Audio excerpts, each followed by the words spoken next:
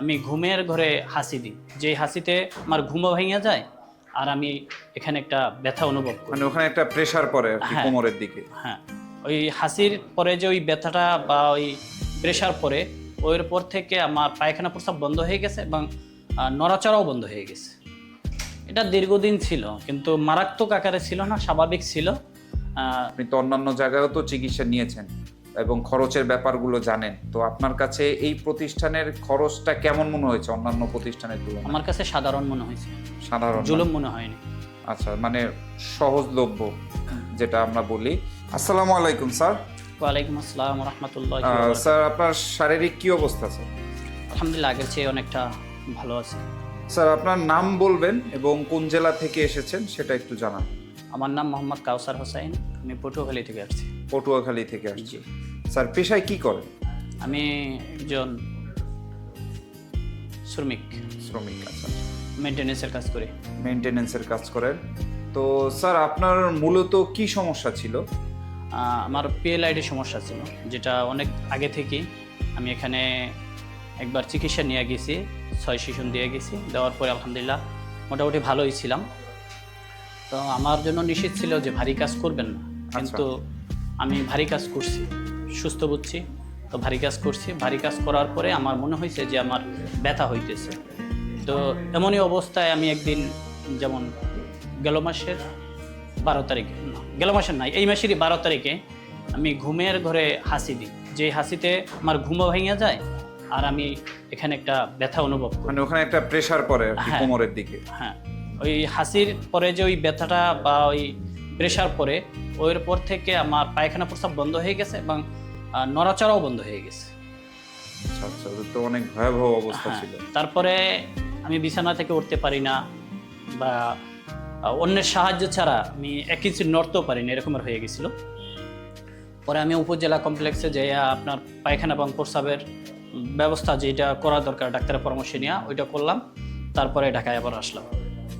আচ্ছা, তো আপনার এই যে কোমরের ব্যথা, আপনি তো বললেন এর আগেও এসেছেন, এই কোমরের ব্যথা তখন আপনার কতদিন যাবত ছিল? এটা দীর্ঘদিন ছিল, কিন্তু মারাত্মক আকারে ছিল না, স্বাভাবিক ছিল। যখন একটু বেশি মনে করতাম, বিভিন্ন মেডিসিন খাইতাম ব্যথার বা ভিটামিন ক্যালসিয়াম, তারপরে কমতো, আবার স্বাভাবিক হইতো, আবার ওরকমের হইতো, এরকমের দীর্ঘদিন ছিল। আচ্ছা, কিন্তু শেষ পর্যায়ে এসে ওই যে হাঁচি দেওয়ার পর থেকে একদম হ্যাঁ, অস্বাভাবিকভাবে হ্যাঁ, অস্বাভাবিকভাবে। ব্যথা বেড়ে গেছে। আচ্ছা, তো এর জন্য আপনি এর আগে তো বিভিন্ন জায়গায় চিকিৎসা নিয়েছেন, ডক্টর দেখিয়েছেন, তারা চিকিৎসা কি নিয়েছি বলেছে? বলতে আপনার, আমি বাড়ি থেকে যখন আমার আত্মীয় স্বজন আমার নিয়ে আসে, তখন আপনার নেয়, তখন বলে জরুরিভাবে এমআরআই করো। এমআরআই করার পরে তারা রিপোর্ট সম্পূর্ণ দেখে নাই, শুধু আপনার ফিল্ম দেখছে। ফিল্ম দেখে বলতেছে আপনার খুব তাড়াতাড়ি অপারেশন করতে হবে। মানে অপারেশনের কথা বলেছে? হ্যাঁ, অপারেশন করতে হবে। আর যেখানে রিপোর্টে আসছে আপনার L5 একদম ব্লক। আচ্ছা আচ্ছা, তো আমাদের এই যে স্যারের কাছে যে এসেছেন, এখানে ডক্টর রাশেদ অ্যাডভান্স আকুপাংচার সম্পর্কে কিভাবে জানতে পারবেন? আমি প্রথমে ফেসবুক থেকে জানতে পারি, তারপরে স্যারের সাথে সরাসরি কথা বলি, তারপরে স্যারে তো এর আগে যখন এসেছিলেন 6টা সেশন নিয়েছেন, এই 6 সেশন নেওয়ার পরে তো আপনি অনেকটা সুস্থ হয়ে গেছেন। হ্যাঁ, অনেকটাই সুস্থ ছিল। বাট আপনাকে যে নির্দেশনা দেয়া হয়েছিল যে ভারী কাজ করতে না, যেটা আসলে স্বাভাবিক বিষয়, জি যে অসুস্থ থাকাকালীন আসলে ভারী কাজগুলো অ্যাভয়েড করতে হবে। না স্যার, এটা সম্পূর্ণভাবে নিষেধ করছে যে আপনার সারা জীবনও আপনি ভারী কাজ করবেন না। আপনার যে গতি, এই গতিতে আপনি কোনোদিন ভারী কাজ করতে পারবেন না, তাইলে আপনি বিপদে পড়বেন।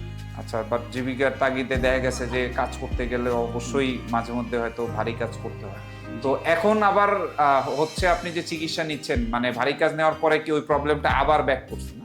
জি, তো এখন আজকে কয়দিন ট্রিটমেন্ট নিলেন? আজকে 10 দিন শেষ। আজকে আপনার 10 দিন শেষ। তো এই যে আপনার দ্বিতীয়বার যে আপনি অ্যাডভান্স আকুপাংচারে এলেন, আসার আগে যে আপনার যে সমস্যাগুলো ছিল, এই সমস্যাগুলো তো এখন তো অনেকটাই তো সমাধান হয়ে গেছে, তাই না? হ্যাঁ, অনেকটাই সমাধান হয়েছে। তবে আমার এই পিছনের এই সাইডটা, সামনে না, সামনে ঠিক আছে, পিছনের এই সাইডটায় আপনার বোধ নাই, যেটারে অপাস বলে, যে অপাস হয়ে আছে। যে প্রথম যখন আমি এই 12 তারিখে অসুস্থ হই, তখন এমন কায়দায় ছিল যেখানে যদি কেউ হাত দিত, পিছনে হাত দিত, আমি বলতে পারতাম না যে এটা হাত দিছে নাকি না, আমার শরীরে টাচ লাগছে কি লাগেনি। কিন্তু এখন কিছুটা অনুভব করতে পারি।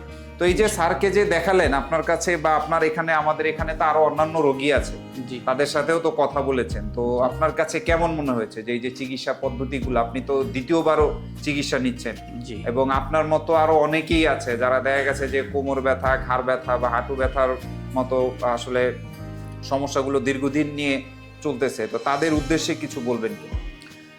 তাদের উদ্দেশ্যে এটাই বলবো, স্যার যেই নির্দেশনা দেয় এই আপনার সমস্যার জন্য, এটা যদি কেউ পরিপূর্ণভাবে মানে, তা আশা করি এই সমস্যাগুলো থাকবে না।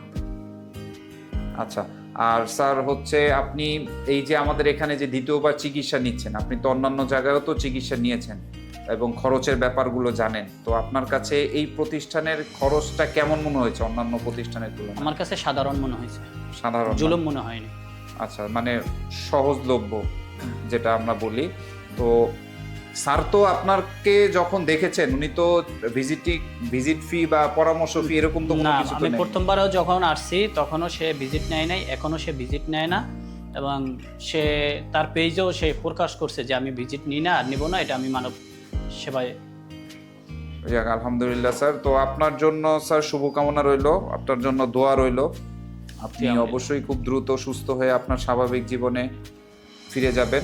আমাদের প্রতিষ্ঠানের জন্য দোয়া করবেন এবং জি, আলহামদুলিল্লাহ। আমাদের ডক্টর রাশেদ স্যারের জন্য দোয়া করবেন। ধন্যবাদ জি, স্যার। ইনশাআল্লাহ। আসসালামু আলাইকুম।